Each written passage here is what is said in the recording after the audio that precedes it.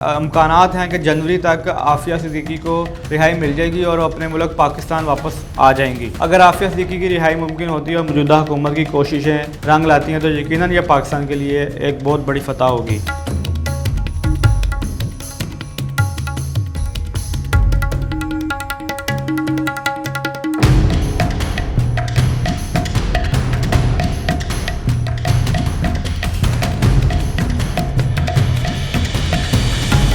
अस्सलाम वालेकुम नाज़रीन, मैं हूं वकास मुग़ल और आप देख रहे हैं विजन वाइब। आज मैं बात करूंगा डॉक्टर आफिया सिद्दीकी की रिहाई के बारे में।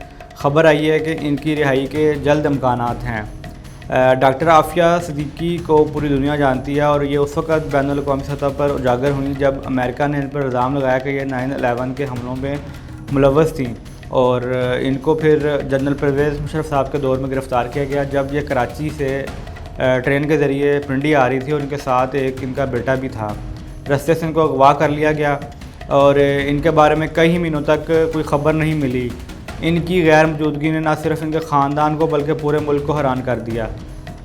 आफिया सिद्दीकी के बारे में सबसे पहले इमरान ख़ान ने एक प्रेस कॉन्फ्रेंस में बताया कि आफिया सिद्दीकी को किस तरह से गिरफ़्तार या अगवा किया गया है। उन्होंने बताया कि वो अफ़गानिस्तान के बगराम एयरबेस पर मौजूद हैं। इसकी इत्तला ने लोगों की तवज्जो इस मामले की जानिब मबजूल करवाई और इनकी रिहाई के लिए तहरीक शुरू करने का बाइस बनी।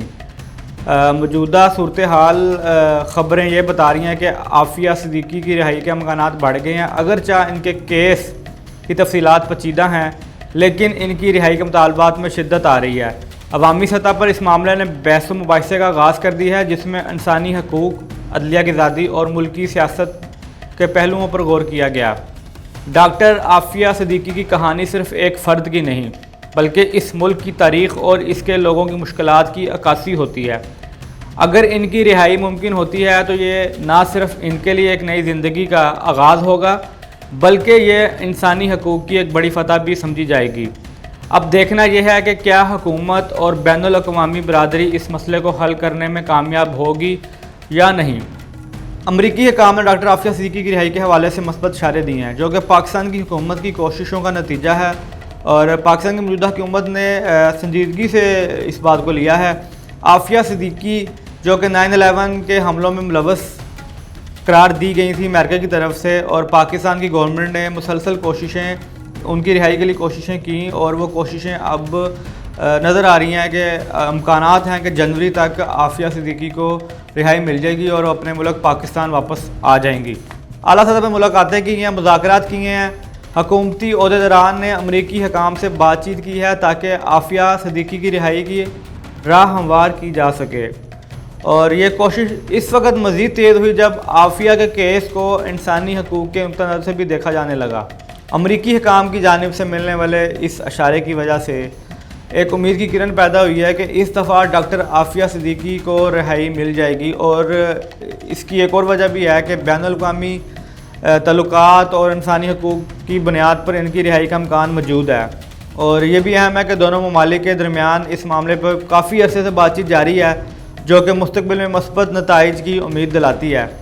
इस पर अवाम का भी रद्दमल आया है। आफिया सिद्दीकी की रिहाई के हवाले से पाकिस्तानी अवाम में ख़ासी दिलचस्पी पाई जाती है। मुख्तलिफ़ तंजीमें और इंसानी हकूक़ के कारकुनान इस मामले पर आवाज़ उठा रहे हैं और इन्हें उम्मीद है कि आफिया को रिहाई मिल जाएगी।